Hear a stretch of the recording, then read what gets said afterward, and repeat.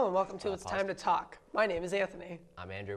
So today we have a couple of stories, well, one story and one topic that we're going to talk about. Andrew's going to talk about the first topic. Ghost stories. He's just going to introduce it. He pulled it out of our magical new folder because we got better budgeting.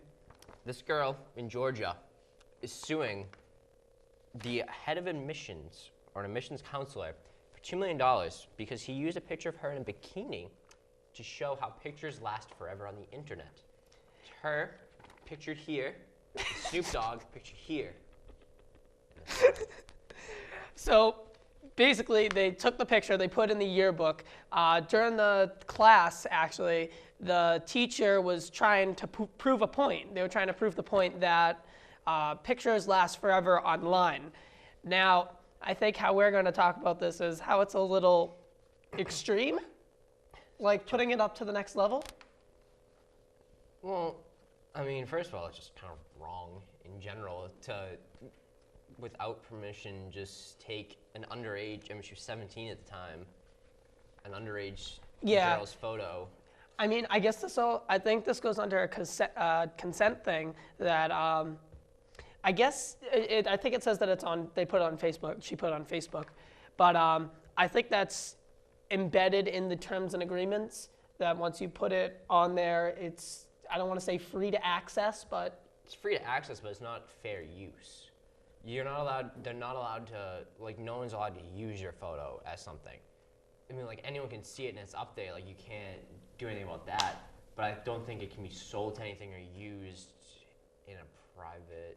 Yeah, and I mean, she might not have been friends with everyone that was in the school. Let me ask you something. Do you actually read those terms and conditions? Well, we're going to dedicate a whole separate episode to that because the terms and agreements, we'll actually go through them all. And I can see our producer now. She's giving us the death look because she doesn't want to make the graphics of the terms and agreements pictured here. And I want you to scroll so everyone can read them. So as you go, section Article 1 actually goes up. Here's part 2. And part 3. Oh, well, that's on my face. So 3. I'm very inconsistent with the scrolling. So, anyways, she's suing the school for $2 million. $2 million. I know a picture's worth 1,000 words, but is it worth $2 million? Question of the day.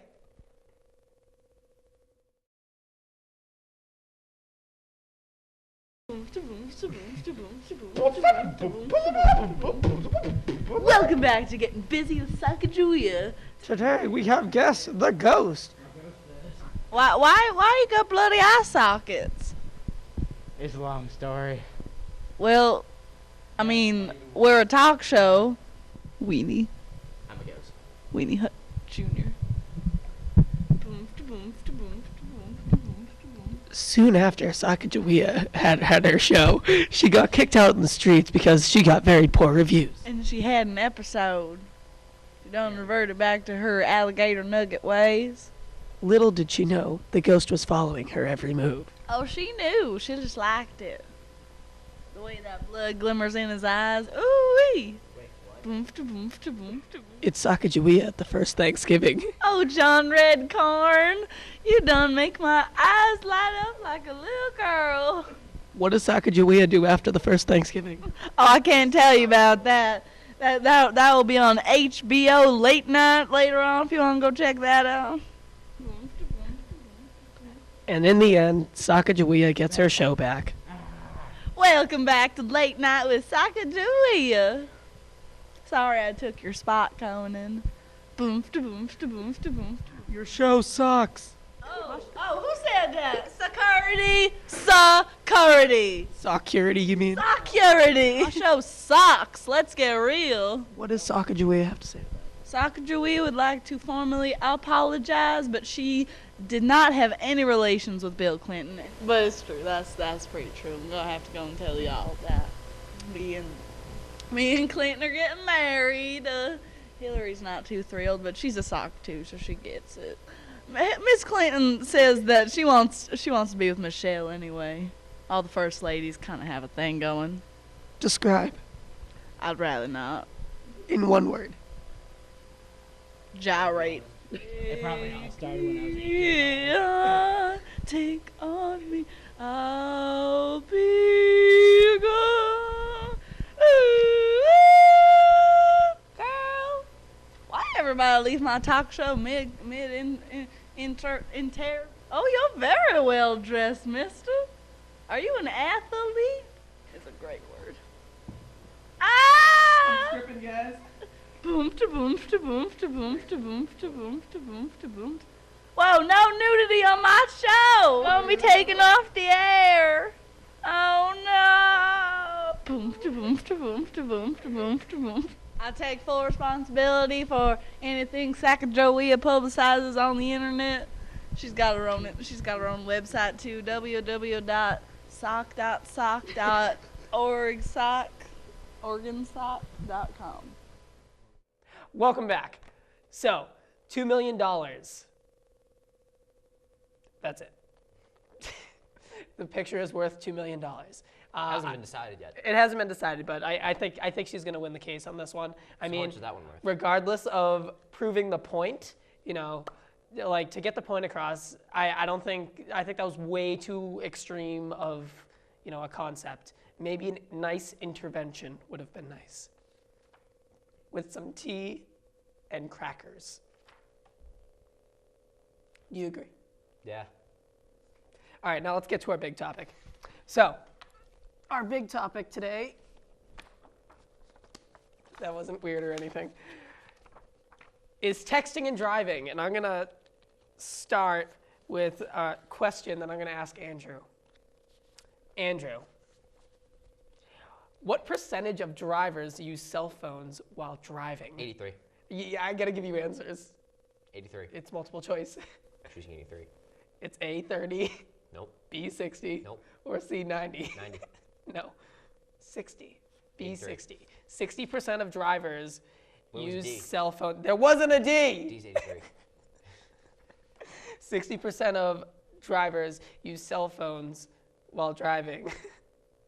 And That's 50% of kind of co-hosts. scary, considering I have a statistic here that is saying that at least 50% of them admit to it, and there's a How do study. you find that 10 other percent just like follow them in their car while they Yeah, drive? Just it's like Google goes around with the picture thing, and they just no.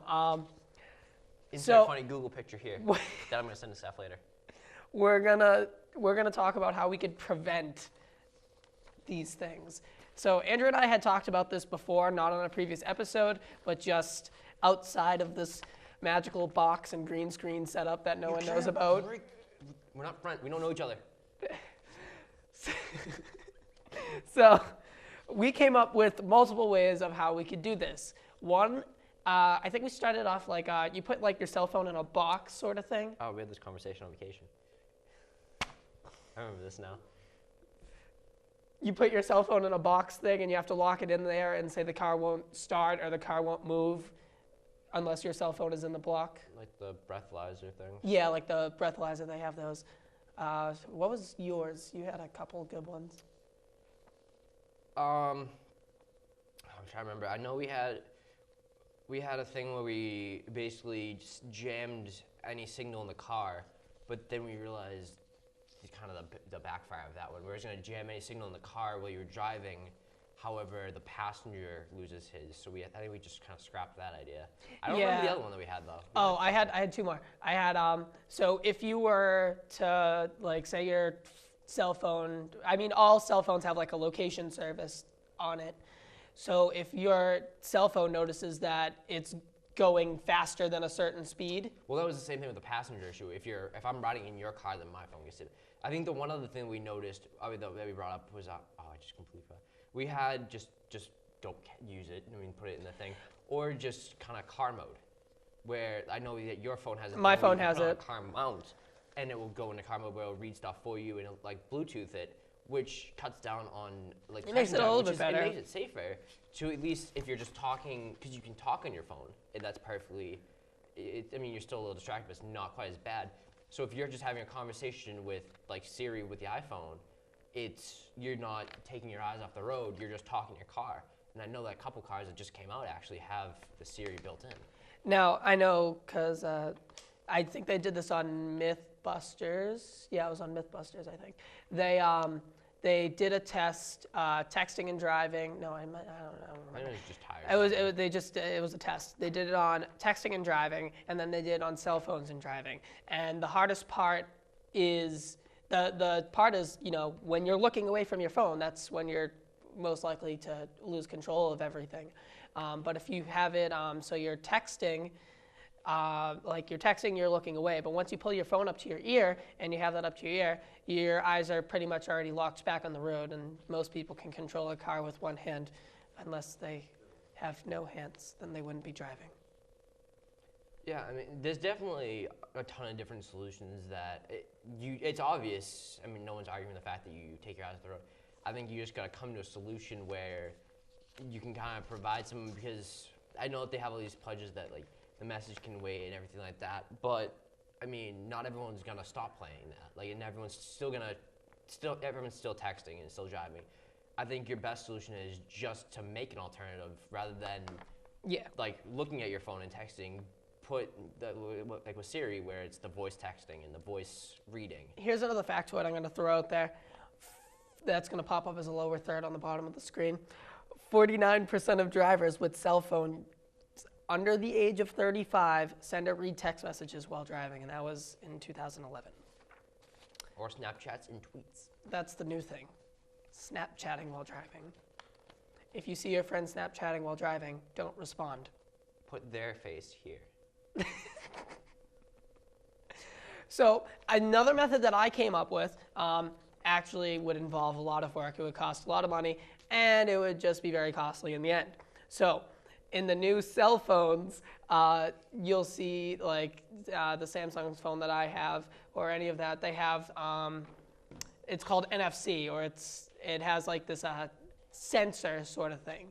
So what it does is, if the phone gets close to whatever it is, as it gets closer, it'll actually pick up the signal from the. Sorry, it'll pick up the signal from whatever it runs over. It does it, and it can actually limit the speed that the car goes at. So say you see the car going at. Oh, your phone locked again. How did you get my cell phone? I dropped it and then Connor picked it up for me. Don't worry about how I got your phone. So, you know how you see the speed limits and, people are going over the speed, and, speed and texting is just like a recipe for disaster. If you say you hit the 20-mile-per-hour speed zone, the car would only max out at 20. That might help out a little bit. I mean, that limits the speed that they go at, considering people just tend to lose control, or they just completely stop their car in the middle of the streets like complete idiots while texting and driving. Oh, I got a fun story with that one. Please share. No. Please share, Andrew. Oh, it was just a really bad driving lady. Just drove about a mile an hour. You know the stereotypical teenager in movies when they're learning how to drive? Mm-hmm. That was this 40-year-old woman while I was trying to drive to work about a month ago. And it was not a happy day. Wasn't too thrilled while following her. I see you reading something over there. What do you have to fill us? I have another factoid for you all that's going to pop up as an upper third this time. An upper third. 23 is the average number of texts per month that teens who text and drive admit to sending while driving. That's 23 times that they're looking away from the road. That's average, though, which means that there's higher than that, too. So I have a question for you. Yes. And the viewers on wherever you are. If you are traveling at 55 miles per hour. And a train comes from Canada. No, and you look away, about how long would you have traveled the time that you've looked away? How long was I looking away and how fast was I going again? 55, and you just look away to say, just check a text message. Well, it depends on how long you're looking. You have A, a football field, B, an ice rink, or C, a classroom. Well, it's not a classroom, because that's like 4 feet at 55 miles, and it's a football field. But you're not telling me how long, because I could drive 8 football fields looking away. Well, thank you for that You scary could drive, fact you of could you drive half driving. of a football field without looking away. A football matter of field, time. pretty much when you look 300 away. yards. That's pretty ridiculous. You know, you 300 look feet, away. not yards. You look away, and I have another. Well, I have two more questions, but I have one more. Now, if you were listening to me earlier when I said this factoid, this is a question I wasn't. again. College students did an 18-month study to find out that you are blank times likely to get into an accident. Is it A5, B7, or C8? I listen to you. 7. 8. You are 8 times more likely to get into an accident if you use your cell phone while driving. I'm speaking very loudly because I'm emphasizing this very much. 800%. 800% inflection on emphasizing that you should not text and drive, because that is a very, very high amount. For those people who aren't educated in math, Tim McGraw did a commercial for it. Tim McGraw did a commercial for it. And you can take the pledge at itcanwait.com or org. One of the two. That's going to pop up as a right third this time. You got the way for it too. So I have one more question, and I need to get a time from our producer because I don't know how long we've been filming this. What percentage of collisions were cell phone related in 2011? 38. A, 10, B, 23, C, 15, or D, There's a D on this one. none of the above, None of the above. 38. B, 23. You So just hit that right in the lens. 23%, I forget what the question was now. 23% of... Yeah. Hi, Mom. 23% of accidents happen texting and driving. That's what it was. So, you know, that's a quarter of the time that you see a car accident on the road or anywhere that it's going to be related to a cell phone. That's Or tank. a quarter of the time. That's a lot, considering, you know, all the factors that there are, you know, that goes into car crashes or anything, that 23% of it is actually because of a cell phone. Do you think people text and drive while driving a tank? Do you think it matters? You do like 2 miles an hour. I don't know, but I think what we should do now is we're gonna pull up a commercial of a texting and driving PSA. a PSA that's gonna go up now.